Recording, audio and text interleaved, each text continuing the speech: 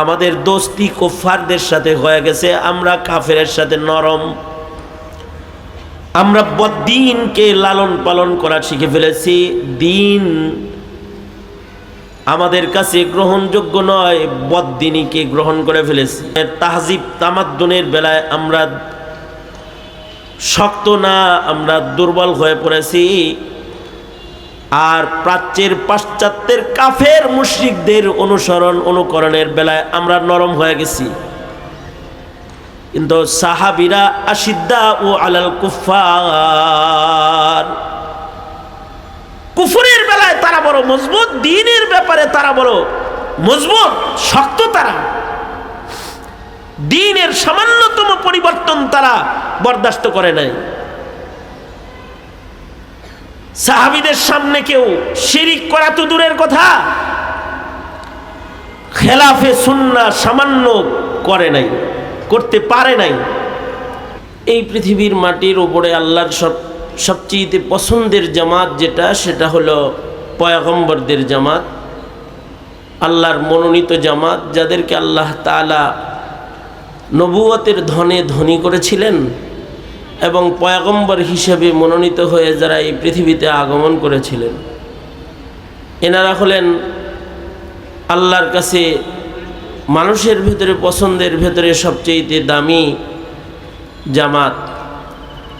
এই জামাতের সর্বশেষ এবং সর্বশ্রেষ্ঠ যিনি, তিনি হলেন আপনার আমার নবী মুহাম্মদুর রাসূলুল্লাহ সাল্লাল্লাহু আলাইহি ওয়াসাল্লাম, সৈয়দুল মুরসালিন, ইমামুল মুরসালিন, আপনার আমার নবী খাতামুন নবিয়্যিন, শেষ নবী।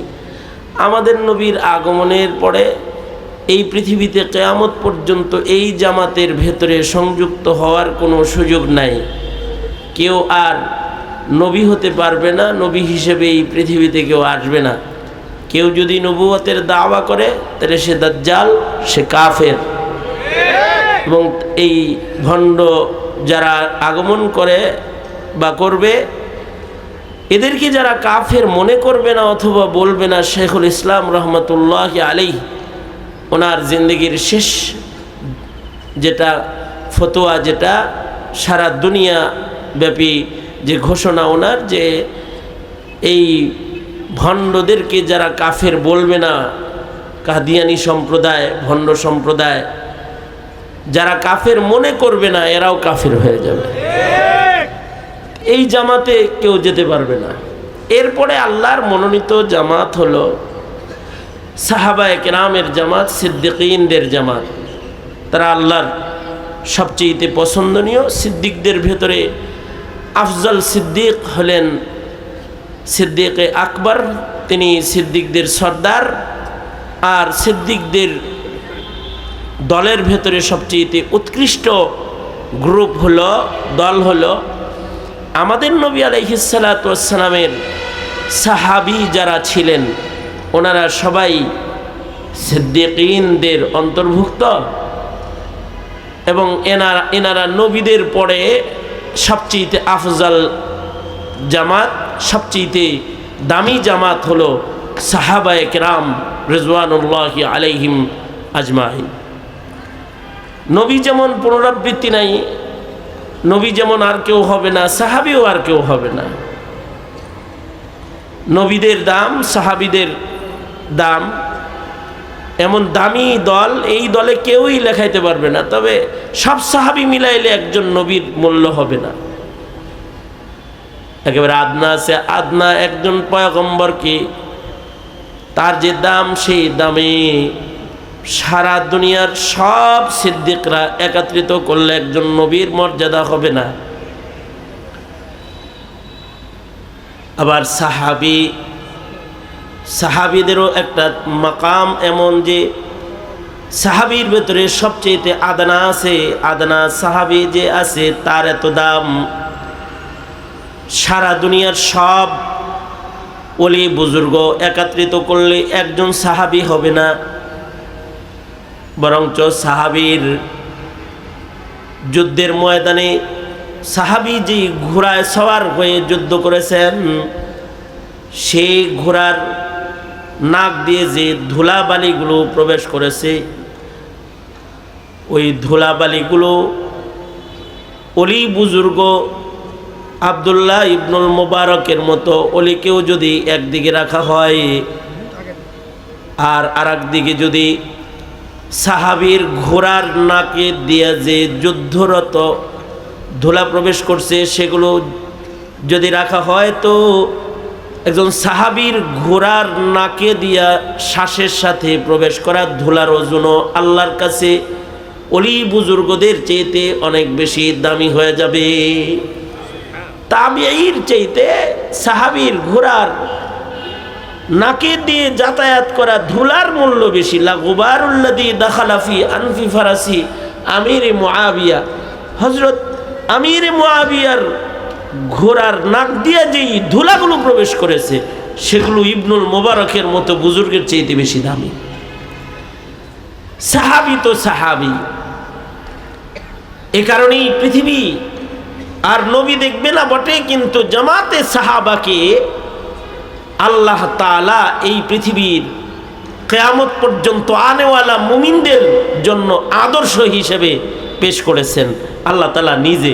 কোরআনে কারীমের প্রথম সফাই আল্লাহ তাআলা বলেন, আমিনু কামা আমানান নাস, হে দুনিয়ার মুমিনেরা, তোমরা তোমাদের ঈমান আমার পছন্দের ঈমান বানাইতে চাও, তাহলে আমার নবীর সাহাবীরা যে ঈমানদার তেমন ঈমানের মালিক তোমরা হয়ে যাও। এই দুপুর থেকে তোমরা মাইক ঠিক করলা, আমি বসলাম আর মশরামশরি শুরু করলাম। এটা আমার নসিব খারাপ, আমি এটা নিয়ে অনেক বলছি, ইউটিউবেও বলছি। মশরামশরি করো কে ভেবে? এখন সারাদিন কি করছো? মাসি মারছিলা? তা একজন সাহাবী তো সাহাবী, লাসানি জামাত, এই জামাতের পুনরাবৃত্তি আর হবে না, সাহাবী আর দুনিয়াতে আসবে না। এ কারণে সাহাবীদের গুণগান, সাহাবীদের আওসাফ, সাহাবীদের আমালের প্রশংসা আল্লাহ তাআলা আল্লাহর কোরআনে আয়াতে কোরআনের মাধ্যমে করেছেন। এবং সাহাবীদের উপরে আল্লাহ যে সন্তুষ্ট, এটা জমিনবাসীকে আল্লাহ তাআলা কোরআনে কারীমের আয়াতের মাধ্যমে জানায় দিয়েছেন। সোয়া লক্ষ সাহাবী যারা সরওয়ারে দো আলম নবীকে ঈমানের সাথে এক নজর দেখছে, এই সোয়া লাখ সাহাবীর প্রত্যেকটা সাহাবীর উপরে আল্লাহ তাআলা রাজি, সাহাবীরাও আল্লাহর উপরে রাজি, আল্লাহ সাহাবীদের উপরে রাজি। রাদিয়াল্লাহু আনহুম ওয়া রাজু আন। আল্লাহর রাসূল সাল্লাল্লাহু আলাইহি ওয়াসাল্লাম বলেছেন, আমার সাহাবীরা প্রত্যেকেই তারকার মতন। আসহাবি কান্নুজুম বিআইহিম ইক্তাদাইতুম ইহতাদাইতুম। আমার প্রত্যেকটা সাহাবী হলো তারকার মতন, এদের যে কোনো একজনকে যদি সারা দুনিয়া অনুসরণ করে তো সারা দুনিয়া আল্লাহর মাহবুব হয়ে যাবে। মাকামে সাহাবিয়ত, মাকামে নবুয়ত, এটা যেমন মনোনীত, মাকামে সাহাবিয়ত এটাও মনোনীত। এবং সাহাবীদের হার ফর্দ, প্রত্যেক সাহাবী আল্লাহ পাকের পছন্দের। কেন আল্লাহ পাকের পছন্দের তারা হবেন না? তাদের মধ্যে যে সকল বিদ্যমান সিফাতগুলো ছিল ওগুলো আল্লাহর পছন্দ হওয়ার মতোই সিফাত। এই সিফাতগুলোর কারণেই তারা উলাইকা হুমুল মুমিনুনা হাক্কা, তারা প্রকৃত মুমিন। মুমিন তো অনেক আছে, কিছু আছে দাবির মুমিন আর কিছু আছে আসল মুমিন। আল্লাহ সাহাবীদের বেলায় বলেছেন উলাইকা হুমুল মুমিনুনা হাক্কা, তারা প্রকৃত মুমিন, সাহাবীরা প্রকৃত মুমিন। সাহাবীদের যে সকল গুণ কোরআনে কারিমে, তার ভেতরে একটা গুণ হলো, সাহাবীদের একটা সিফত হলো আশিদ্দা ওয়া আলাল কুফার। সাহাবীরা কুফরের বেলায়, বদ্দিনের মোকাবেলায় তারা বড় দৃঢ়, তারা বড় মজবুত, তারা বড় শক্ত। কুফরের সাথে, বদ্দিনের সাথে তাদের কোনো আপোষ নাই, তাদের কোনো নরমি নাই, এই জায়গায় তারা কখনো নরম হন নাই। কুফুরের বেলায় তারা শক্ত, এটা সাহাবীদের একটা সিফত। খেলাফে ইসলাম যারা করে তাদের বেলায় সাহাবীরা বড্ড কঠিন, দ্বীনের ব্যাপারে সাহাবীরা বড় কঠিন। দ্বীনের সামান্যতম নুকসান কোনো সাহাবী কখনো বরদাস্ত করেন নাই। ওই সিফাত এখনকার মুমিন আমাদের ভেতরে কিন্তু এখন বিদ্যমান নাই, ইল্লা মাশাআল্লাহ। আমাদের দোস্তি কুফারদের সাথে হয়ে গেছে, আমরা কাফেরের সাথে নরম, আমরা বদ্দিনকে লালন পালন করা শিখে ফেলেছি। দিন আমাদের কাছে গ্রহণযোগ্য নয়, বদ্দিনীকে গ্রহণ করে ফেলেছি। তাহজিব তামাদ্দুনের বেলায় আমরা শক্ত না, আমরা দুর্বল হয়ে পড়েছি। আর প্রাচ্যের পাশ্চাত্যের কাফের মুশরিকদের অনুকরণের বেলায় আমরা নরম হয়ে গেছি।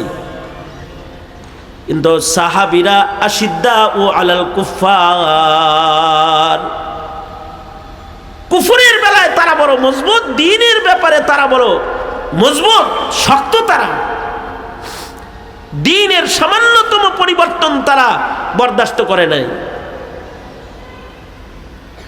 সাহাবীদের সামনে কেউ শিরিক করা তো দূরের কথা,